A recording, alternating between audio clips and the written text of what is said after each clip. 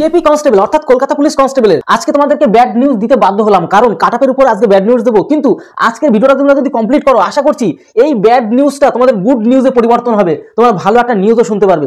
তো চলো আজকে সমস্ত বিষয় নিয়ে মারাত্মক কিছু ডেঞ্জারাস এবং খতরনাক কথা তোমাদেরকে বলবো। যেমন কেপি অর্থাৎ কলকাতা পুলিশ কনস্টেবলের তোমাদের যে কাট অফ, মারাত্মক কিছু সত্য কথা বলবো যেগুলো তোমাদের আজকে শুনতে হবেই, কারণ আজকে তোমরা যদি না শোনো তাহলে কিন্তু তোমার পরীক্ষার খাতায় নাম্বার কম হয়ে যাওয়ার সম্ভাবনা সবচেয়ে বেশি রয়েছে। অর্থাৎ তুমি যদি কম নাম্বার পেতে না চাও তাহলে ভিডিওটি সম্পূর্ণ শেষ পর্যন্ত দেখো, তাহলে আজকে বিরাট মারাত্মক কিছু কথা শুনতে পারবে, ঠিক আছে? আর অবশ্যই বলবো যে তোমরা যদি ভিডিওটি কমপ্লিট করে দেখে নিতে পারো তাহলে কেপিতে বেশি নাম্বার পাবেই, এইটুকু তোমাদের গ্যারান্টি দিয়ে দিলাম, ঠিক আছে? দেখো কি কি কথা বলছি। সব থেকে মারাত্মক এবং প্রথম কথা হচ্ছে কেপি অর্থাৎ কলকাতা পুলিশে এবার কাট অফ কত হতে পারে, এটা তোমাদের মনে তোমরা প্রত্যেকে প্রশ্ন করেছিলে আমাকে, ঠিক আছে? আমাকে পার্সোনাল তোমরা জিজ্ঞাসা করছো, আমি দেখলাম স্পেশাল একটা ভিডিও বানিয়ে দেওয়া খুব প্রয়োজন। কারণ কি, অ্যাডভান্স বা অগ্রিম কিছু আমরা কিন্তু আন্দাজ পেয়ে যাই কিরকম কাট অফ হতে চলেছে, সমস্ত রকম ভাবে আজকে তোমাদেরকে বলে দেবো, ঠিক আছে? কিছু বাস্তব এবং মারাত্মক সত্যি কথা বলবো যেগুলো তোমরা শুনে অবাক হয়ে যাবে, ঠিক আছে? যেহেতু ডাব্লিউপির পরীক্ষা তোমাদের হয়ে গেল, দেখো এখানে সব থেকে বড় ক্লু বা সব থেকে বড় সূত্র এখানে তোমাদের কি পরীক্ষা হয়ে গেল বলো তো? ডাব্লিউবিপি মানে কলকাতা মানে আমাদের ওয়েস্ট বেঙ্গল পুলিশ, ঠিক আছে? ওয়েস্ট বেঙ্গল পুলিশের পরীক্ষা তোমাদের ইমিডিয়েট হয়ে গেল। এবার সব থেকে বড় কথা হচ্ছে তোমরা যারা ডাব্লিউবিপি পরীক্ষাতে অর্থাৎ ওয়েস্ট বেঙ্গল পুলিশের পরীক্ষা দিয়েছো, তোমরা প্রত্যেকেই প্রায় কেপি পরীক্ষাতে বসবে। দেখো সব থেকে বড় সূত্র এখানে, কেপি পুলিশে তোমরা কিন্তু বসবে। আর আজকে এখানেই তোমাদের একটা মারাত্মক কিছু সত্য কথা বলে দেবো।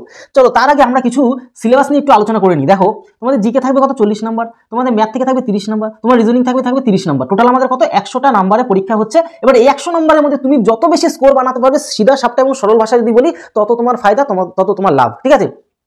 তোমার নেগেটিভ থাকতে কত একটু মনে করিয়ে দিই, 4টে ভুল করলে 1টা নাম্বার কাটা যাবে, টোটালে 5 নম্বরের ক্ষতি। মানে কি 4টে ভুল করলে 4টে তো নাম্বার পাচ্ছই না, তার পাশাপাশি 1 নাম্বার তোমার নিজের যে সঠিক বানিয়েছো সেখান থেকে 1 নাম্বার তোমার আউট করে দেবা বা কেটে দেবে, ঠিক আছে? তাহলে টোটালে 5 নম্বরের ক্ষতি হয়ে যাবে যদি 4টে ভুল করো। তো এবার দেখো টাইম কত, 60 মিনিট তোমার সময় দিচ্ছি, 100 প্রশ্ন 60 মিনিট, অনলি 1 ঘন্টা তোমার পরীক্ষা, ঠিক আছে?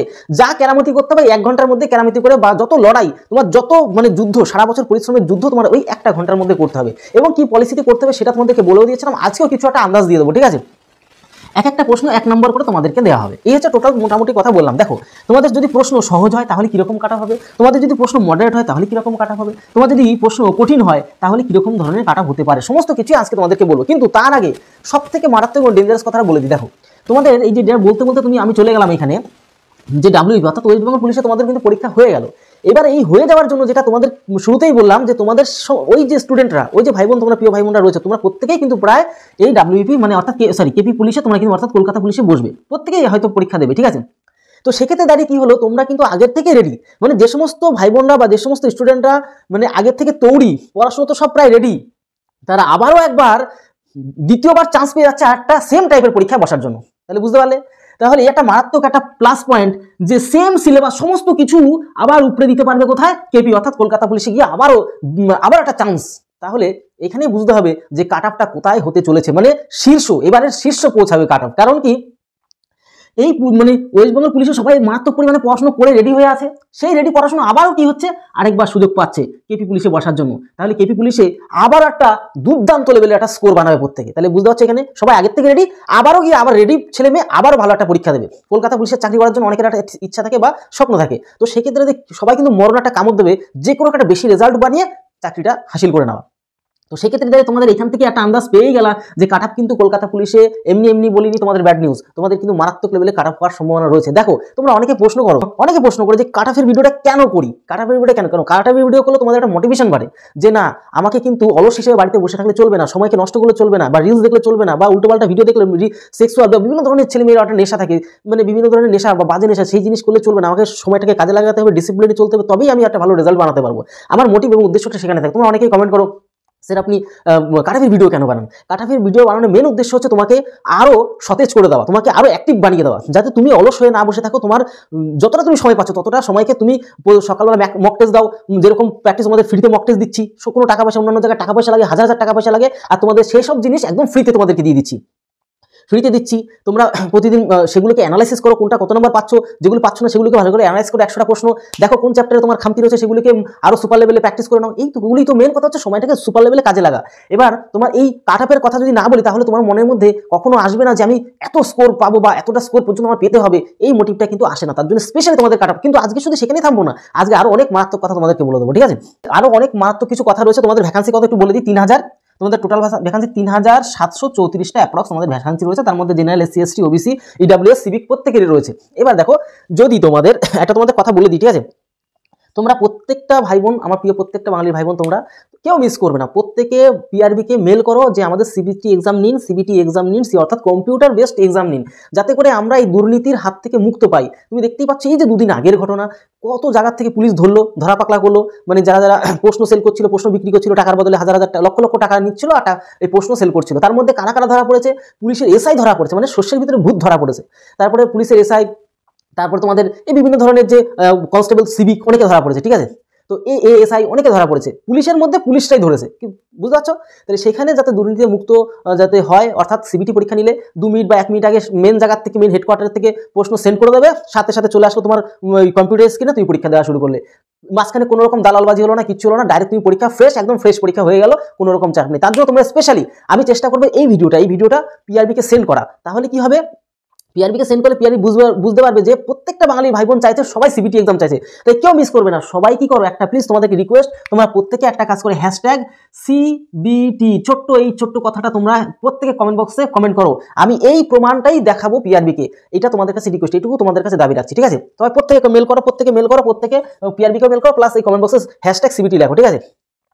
এবার আমরা চলে আসি মেন জায়গায়, যে আমাদের যদি প্রশ্ন একদম সহজ হয়, তাহলে আমাদের প্রশ্ন সহজ হলে সব থেকে মনে রাখবে যে কাট অফটা বেশি হয়, কারণ সবাই পারলেই তো বেশি কাট অফ চলে আসবে। প্রশ্ন যদি সহজ হয় তাহলে আমি বলবো 65+ তোমাদের কিন্তু জেনারেল বা ইউআর যদি হও তাহলে তোমাদের কিন্তু কাট অফটা চলে যাবে। ওবিসি এ আর বি, আমার কথাটা মিলিয়ে রাখো, ওবিসি এ বি এই বছর বিশেষ করে তোমাদের সেম কাট অফ রাখবে, সেরকম যদিও বা ডিফারেন্স রাখবে না আমার যতদূর বিশ্বাস, কারণ আমি কিসের থেকে বলছি, এই যে এসএসসি যে পিএসসি মিসলিনিয়াস বা পিএসসি যে সমস্ত ক্লাসিক পরীক্ষাগুলো হলো, সেখানে ওবিসি এ আর বি দুটোরই সেম কাট অফ রেখেছে, মানে কোনো যেন ঝামেলা না হয়, সেম কাট অফ করে দিয়েছে, ঠিক আছে? তো সেক্ষেত্রে দাঁড়িয়ে তোমাদেরকে বলবো তোমরা অবশ্যই 55+ তো অবশ্যই এটা রাখার চেষ্টা করবে যদি সহজ প্রশ্ন হয়।